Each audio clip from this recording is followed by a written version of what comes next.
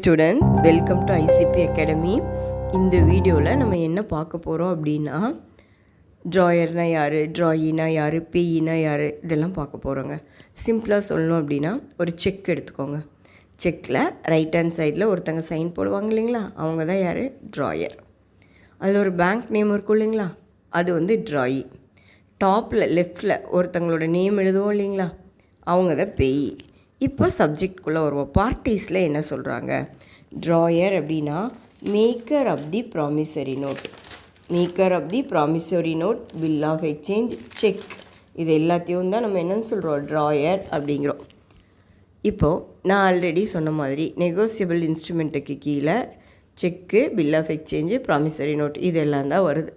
அப்படி இருக்கும்போது இந்த 3 இன்ஸ்ட்ருமெண்ட்டையும் யார் உருவாக்கலாங்களோ, யார் மேக் பண்ணுறாங்களோ அவங்க தான் ட்ராயர்.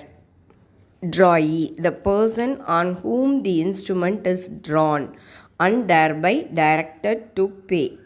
இந்த 3 இன்ஸ்ட்ருமெண்ட்டும் யார்கிட்ட கொடுக்க போகிறோமோ அவங்க தான் வந்து drawee. Third point, drawee in case of need. Drawee in case of need அப்படின்னா the person whose name is given in the bill. அதாவது நான் ஒரு இன்ஸ்ட்ருமெண்ட் இஷ்யூ பண்ணும்போது யாருடைய பேர் நான் அந்த இன்ஸ்ட்ருமெண்ட்டில் எழுதியிருக்கேன் அப்படின்னா அவங்க தான் drawee in case of need a bill. ஒரு எக்ஸாம்பிள் சொல்கிறேங்க. ஏபிசி 3 பேர் இருக்காங்க. ஏ வந்து பி கிட்ட அந்த இன்ஸ்ட்ருமெண்ட்டை கொடுத்துட்டு, இன்ஸ்ட்ருமெண்ட்டை வந்து சியோட நேம் இருந்துச்சு அப்படின்னு வச்சுக்கோங்களேன். அப்போது பி வந்து அந்த அமௌண்ட்டை யார்கிட்ட கொடுக்கணும் அப்படின்னா அந்த இன்ஸ்ட்ருமெண்ட் யாருடைய பேரில் இருக்கோ அவங்கக்கிட்ட தான் அந்த இன்ஸ்ட்ருமெண்ட்டை கொடுக்கணும். சிம்பிளாக இன்ஸ்ட்ருமெண்ட் யாருடைய நேம் இருக்குதோ அவங்க தான் வந்து இன்ஸ்ட்ருமெண்ட்டுக்கான அமௌண்ட்டை ரிசீவ் பண்ணக்கூடிய எலிஜிபிள் பர்சன், அவங்க தான் ட்ராயி. Next acceptor. அக்செப்டர் அப்படின்னா அக்செப்டார், பேயி கிட்டத்தட்ட ஒன்று தாங்க.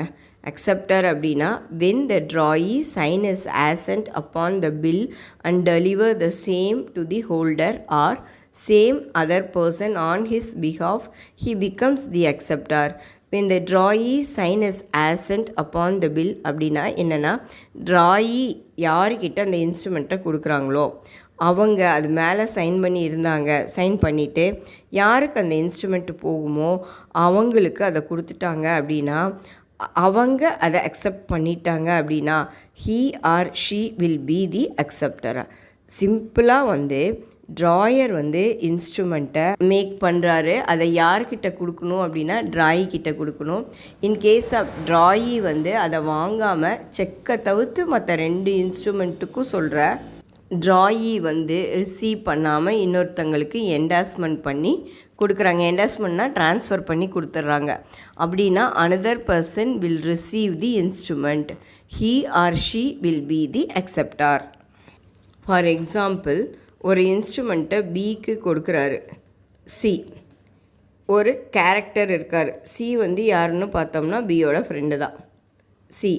இப்போ பிக்கு வந்து என்ன திரும்ப கொடுக்கணும், பணத்தை திரும்ப கொடுக்கணும். அந்த இன்ஸ்ட்ருமெண்ட்டுக்கு இப்போ பே பண்ணாமல் அவர் விட்டுறாரு. பியும் ஒரு ஏதோ ஒரு பர்சனாக இருக்காருன்னு வச்சுக்கோங்களேன். ஒரு பர்சன் இன்ஸ்ட்ருமெண்ட்டை ரிசீவ் பண்ணிவிட்டு அதுக்கான பேமெண்ட்டை அவர் பண்ணல. In order to protect the honour of the bill, the person அவங்களோட மரியாதையை காப்பாற்றுவதற்காக, பியோட மரியாதையை காப்பாற்றுறதுக்காக சிக்கு வந்து பணம் கொடுக்குறாரு. அந்த இன்ஸ்ட்ருமெண்ட் அமௌண்ட்டு சி கொடுப்பார். அதுதான் வந்து அக்செப்டன்ஸ் ஃபார் ஹானர். அதாவது பி வந்து கொடுக்கலை, பி தான் ஆக்சுவலாக கொடுக்கணும். ஆனால் அதுக்கு பதிலாக யார், சி வந்து அக்செப்ட் பண்ணிக்கிறா. யாருக்கான, பிக்கான கடனை வந்து ஹானர்னா அக்செப்ட் பண்ணிக்கிறாரு அப்படிங்கிறது அர்த்தம். அந்த அக்செப்டன்ஸ் தான் உங்களுக்கு என்னங்க, ஹானர். நெக்ஸ்ட்டு பேயி. பேயி அப்படிங்கிறது யார், யாருக்கு அந்த அமௌண்ட்டை பே பண்ணுறோமோ அவங்க தான் payee. To whom the amount is payable. அது ட்ராயர் இட் செல்ஃபாகவும் இருக்கலாம், ட்ராயராகவும் இருக்கலாம், இன்ஸ்ட்ருமெண்ட் எஸ்டாப்ளிஷ் பண்ணுறவங்களாகவும் இருக்கலாம், இல்லை என்டாஸ்மெண்ட் பண்ணுறது மூலமாக வேறு யார் வேணும்னாலும் இருக்கலாம். Holder, any person entitled in his own name to possession and to receive or recover the amount due thereon from the parties thereto. யாருக்கு வந்து அந்த இன்ஸ்ட்ருமெண்ட் மேலே பொசஷன் இருக்கும், and thereby receive or receiver. இன்ஸ்ட்ருமெண்ட்டை பொறுத்தளவு ஏதாவது அமௌண்ட் பேமெண்ட் டியூ இருந்துச்சு அப்படின்னா அதை ரிசீவ் பண்ண யாருக்கு ரைட்ஸ் இருக்கோ அந்த person will become the holder. In case அந்த இன்ஸ்ட்ருமெண்ட் வந்து தொலைஞ்சு போச்சு, where the instrument is lost or destroyed அப்படின்னா holder will be entitled at the time of such loss destruction. அப்போ யார் தான் லயபிள்? ஹோல்டர் தான் லயபிள்.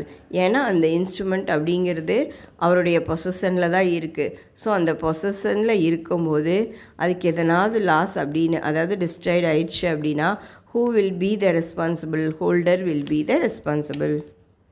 இன்ஸ்ட்ருமெண்ட்டில் பார்ட்டியாக இருக்கணும்னா என்னென்ன கெப்பாசிட்டி இருக்கணும் அப்படிங்கிறத நம்ம இப்போ இங்கே பார்க்கலாங்க. ஃபஸ்ட்டு, ஒரு பர்சன் அப்படிங்கிறவங்க ஒரு கான்ட்ராக்டுக்குள்ளே என்ட்ராகிறாங்க அப்படின்னா அந்த கான்ட்ராக்ட் போடுறதுக்கான தகுதி அவங்களுக்கு இருக்கணும். அதை நம்ம என்னென்னு சொல்கிறோம் அப்படின்னா காம்பீட்டன்ட் அப்படின்னு சொல்கிறோம். அதே மாதிரி எந்த ஒரு பர்சன் நெகோசியபிள் இன்ஸ்ட்ருமெண்ட்டுக்குள்ளே என்டர் ஆகணும்னு நினச்சாங்க அப்படின்னா அவங்க எப்படி இருக்கணுங்க? காம்பிடெண்ட்டாக இருக்கணும். இன்காம்பிடெண்ட்டாக அவங்க இருந்தாங்க அப்படின்னா அவங்க போடுற அந்த ஒரு பர்டிகுலர் அக்ரிமெண்ட் வந்து வாய்ட் ஆகிடும். But the contract is still valid against the other person competent contract. நம்ம வந்து ஒரு கான்ட்ராக்ட் போடுறோம் அப்படின்னா அது காம்பிடென்சியாக இருந்துச்சு அப்படின்னா அது வந்து வேலிட் கான்ட்ராக்ட். இன்காம்பிடென்ட்டியாக இருந்துச்சு அப்படின்னா அது வந்து வாய்டு கான்ட்ராக்ட். இப்போ யாரெல்லாம் நெகோசியபிள் இன்ஸ்ட்ருமெண்ட்டுக்கு கீழே பார்ட்டியாக இருக்கணும்? ஃபஸ்ட்டு வந்து மைனர். பார்ட்டி ஆகணும் அப்படின்னா ஃபஸ்ட்டு வந்து minor. Minor is not a competed contract. அதே மாதிரி மைனர் பர்சன் கான்ட்ராக்ட் போடுவதற்கு காம்பீட்டன்ட் கிடையாது. நெகோஷியபிள் இன்ஸ்ட்ருமெண்ட்டில் ஒரு பார்ட்டியாக அவங்க இருக்க முடியாது. ஆனால் அப்படி இருந்தால் அது வந்து இன்ஸ்ட்ருமெண்ட்டை இன்வேலிடு ஆக்காது. மைனர் வந்து draw, endorse, deliver or negotiable instrument except himself. Minor வந்து நெகோசியபிள் இன்ஸ்ட்ருமெண்ட்டில் பார்ட்டியாக இருக்க முடியாது.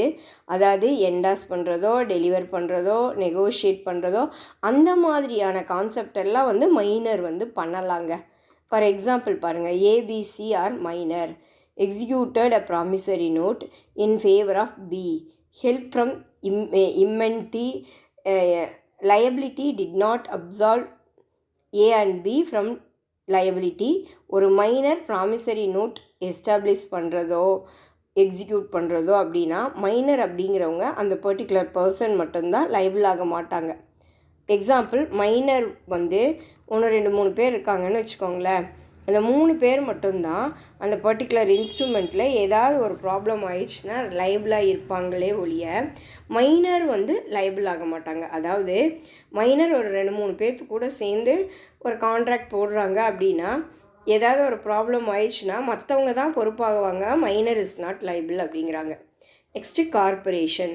கார்பரேஷன் அப்படிங்கிறது நெகோஷியபிள் இன்ஸ்ட்ருமெண்ட்டில் பார்ட்டியாக இருக்கலாம். ஒரு கண்டிஷன் என்னென்னா அசோசியேஷன் ஆஃப் ஆர்டிக்கலில் அதை பற்றின ஒரு மென்ஷன் இருந்திருக்கணும். அப்படி இல்லைன்னா அவங்களால நெகோஷியபிள் இன்ஸ்ட்ருமெண்ட்டில் பார்ட்டியாக இருக்க முடியாது. ஆர்டிகல்ஸ் ஆஃப் அசோசியேஷன் மென்ஷன் பண்ணாமல் அவங்க பார்ட்டி ஆனாங்கன்னா that will be a ultra violence.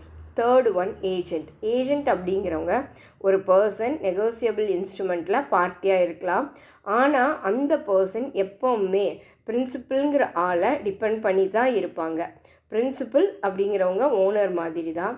Agent வந்து அந்த பிரின்சிபலுக்கு கீழே இருப்பாங்க. அப்போ ஏஜெண்ட் வந்து என்ன பண்ணாலும் பிரின்சிபலை கேட்டு தான் பண்ணணும். சொல்லப்போனால் ஏஜெண்ட் வந்து ரெப்ரசன்டேட்டிவ் மாதிரி இந்த இடத்துல இருப்பார். அதை தான் என்ன சொல்ல வராங்கன்னா, இன்னொரு பாயிண்ட் என்னென்னா, from the signature so that you does not incur for some liability in case. அது வந்து என்ன சொல்கிறாங்கன்னா, ஏஜெண்ட் இருக்காங்க அப்படின்னா அவங்க என்றைக்காவது ஒரு இன்ஸ்ட்ருமெண்ட் டிஸானர் ஆயிடுச்சு அப்படின்னா, பவுன்ஸ் ஆயிடுச்சு, இல்லை ஒரு ப்ராப்ளம் ஆயிடுச்சு அப்படின்னா he no way the personally liable. அவர் எப்போவுமே பர்சனலாக லைபிள் ஆக மாட்டார். யார்? ஏஜெண்ட். அது அப்படி வந்து பர்சனல் லைபிள் ஆகணும்னா அக்ரிமெண்ட்டில் மென்ஷன் பண்ணியிருந்தால் மட்டும்தான் he will be liable. Next ஒன்று, legal representative. When a man or a person die, deceased, இறந்துட்டாங்க, இல்லை உடம்பு சரியில்லாமல் ஆயிடுச்சு அப்படின்னா, ஒரு எக்ஸாம்பிள் பாருங்களேன். ஃபாதர் இறந்துட்டாங்க, அப்பாவுக்கு அப்புறம் அந்த இடத்த யார் டேக் ஓவர் பண்ணிப்பாங்க அப்படின்னா அவங்களோட சன்னோ டாட்டரோ டேக் ஓவர் பண்ணிப்பாங்க. ரெப்ரசன்டேட்டிவாக. ஸோ அவங்க தான் வந்து அப்பாவோட ரெப்ரசன்டேட்டிவாக இருப்பாங்க. ஸோ அப்பாவோட நெகோசியபிள் இன்ஸ்ட்ருமெண்ட்டுக்கு பர்சனலாக யார் லைபிள் ஆவாங்கன்னா சன்னோ டாட்டரோ தான் லைபிள் ஆவாங்க. அதுதான் வந்துட்டு லீகல் ரெப்ரசன்டேட்டிவ் அப்படின்னு சொல்லுவாங்க. இதுதான் இந்த 4th பாயிண்ட்.